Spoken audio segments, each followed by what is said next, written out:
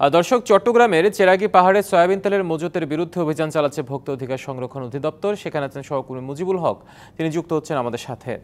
মুজিব, গতকালও একই এলাকায় তারা অভিযান চালিয়েছে, আজকেও অভিযান চালাচ্ছে, কেমন দেখছেন সেখানে আসলে? হিমাদ্রি, আমরা যেই জায়গাটিতে অভিযান চলছে সেখানে গত পরশু অভিযান চালানো হয়েছিল।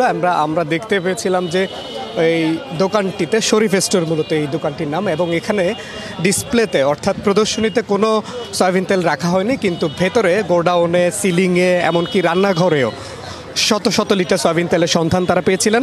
পরবর্তীতে তাদেরকে 50,000 টাকা জরিমানা করে যে সমস্ত তেল রয়েছে সেগুলো ন্যায্য মূল্যে বিক্রির জন্য তাদেরকে নির্দেশনা দেওয়া হয়েছিল, কিন্তু ভোক্তা অধিকারের কর্মকর্তারা বলছেন তারা সেই নির্দেশনা না মেনে তারা তেল বিক্রি বন্ধ করে দিয়েছিলেন। সেই অভিযোগের পরিপ্রেক্ষিতে তারা পুনরায় এখানে অভিযান চালাচ্ছেন এবং যে সমস্ত তেল তারা আসলে মজুত করে রেখেছেন সেই তেলগুলো তারা ন্যায্য মূল্যেই বিক্রি করছেন। তারা উপস্থিত থেকে কয়েক শত শত লিটার তেল এখানে আসলে মজুত করে রাখা হয়েছে এবং এই তেলগুলো কয়েক গুণ বেশি দামে আসলে তারা এখানে বিক্রির জন্য মজুত করে রেখেছিলেন, সেই অভিযোগ কিন্তু তারা পেয়েছিলেন।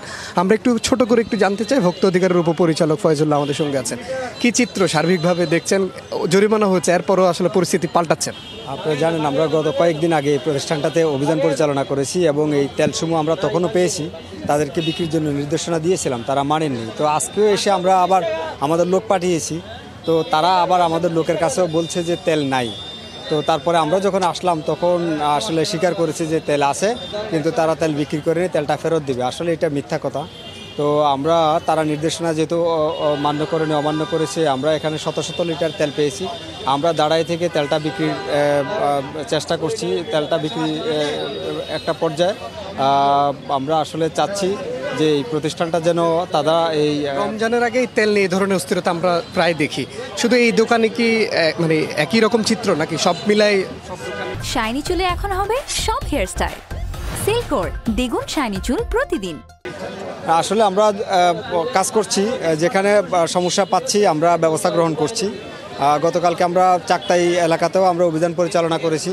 তবে তারা যেখান থেকে ক্রয় করে সেই উৎসটা যদি আমাদেরকে যথাযথভাবে জানায় তাহলে আমাদের জন্য কাজ করতে সুবিধা হয়। যেমন তারা যে প্রতিষ্ঠানটাকে অ্যাড্রেস করেছে, যে প্রতিষ্ঠান থেকে ক্রয় করেছে, সেই প্রতিষ্ঠানটা আসলে আমরা খুঁজে পাইনি গতকালকে।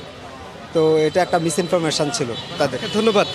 হিমাদ্রি, শুনছিলেন যে অর্থাৎ যেখান থেকে কেনা হচ্ছে এবং যেখানে বিক্রি হচ্ছে উৎসের সন্ধান বা উৎস সম্পর্কে এক ধরনের অপতথ্য এখানে রয়েছে। অর্থাৎ তারা যেখান থেকে কিনছেন সেখানে গিয়ে ভোক্তা অধিকারের কর্মকর্তারা গিয়ে দেখছেন যে কোনো ধরনের সেখানে বিক্রয় প্রতিষ্ঠান আসলে নেই। তো এই ধরনের কর্মকাণ্ডের বিরুদ্ধে তারা বলছেন যে অভিযান অব্যাহত থাকবে এবং রমজানে যাতে কোনো ধরনের অস্থিতিশীল পরিস্থিতি তৈরি না হয় বাজারে, সেটির জন্য তারা সজাগ থাকার জন্য অভিযান পরিচালনা করছেন, সাধারণ মানুষকে সচেতন হওয়ার কিন্তু আহ্বান জানাচ্ছেন। তো এই ছিল আমার কাছে সব মিলে খবর। মুজিব, আপনাকে ধন্যবাদ আমাদের সাথে যুক্ত হওয়ার জন্য।